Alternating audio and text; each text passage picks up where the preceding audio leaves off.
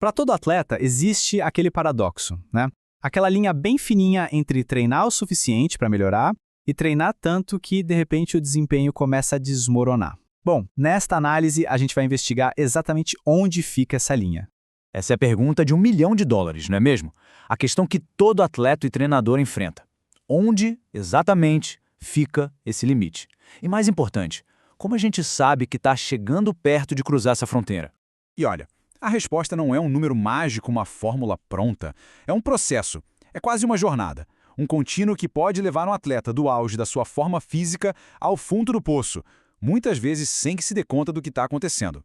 Então, vamos mergulhar na ideia central aqui.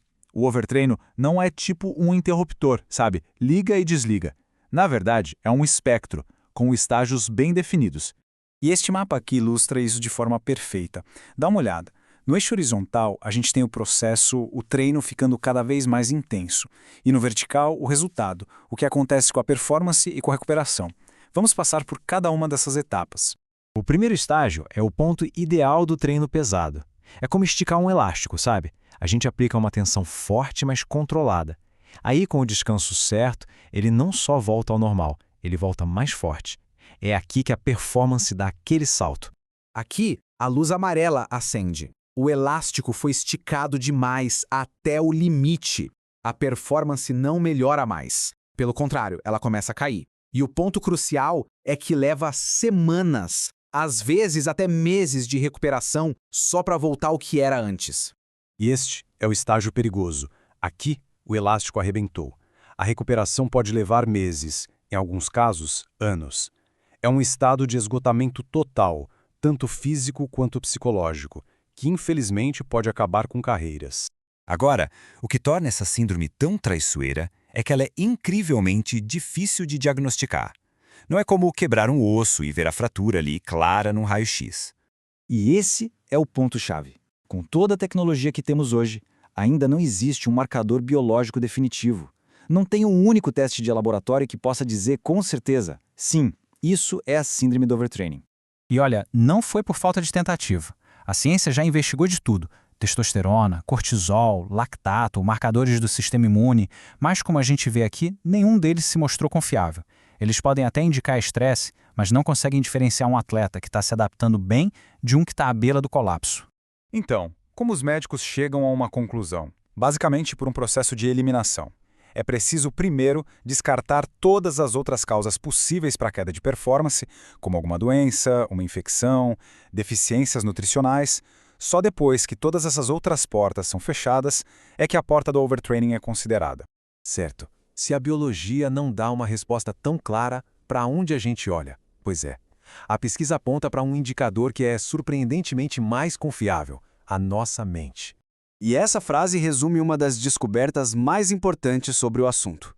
Antes que os testes de performance mostrem uma queda drástica, antes que qualquer exame de sangue aponte alguma coisa, o estado de humor do atleta já está gritando, enviando sinais de alerta bem claros. Ok, vamos ver isso na prática, nos dados. Este gráfico aqui, que é baseado num questionário que mede o estado de humor, o POMS, compara o que acontece com o humor de dois grupos durante um período de treino bem intenso, atletas saudáveis e atletas que acabaram desenvolvendo a síndrome. E aqui está a diferença crucial. Presta atenção. No atleta saudável, que está treinando pesado, o que mais aumenta? A fadiga. Normal, né? Totalmente esperado.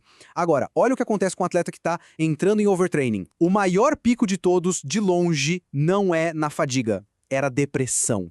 E essa conexão é assustadoramente forte. Alguns estudos mostram que até 80% dos atletas diagnosticados com a síndrome do overtraining também apresentam sinais de depressão clínica. Isso só reforça a gravidade do impacto psicológico. Bom, se o diagnóstico é super complexo e o tratamento é basicamente repouso por um longo tempo, a conclusão é bem clara. A prevenção não é só a melhor estratégia, é a única estratégia realmente eficaz. E essa prevenção se apoia em 4 pilares fundamentais. É o monitoramento completo, que vai muito além de só contar os quilômetros percorridos ou os quilos levantados na academia.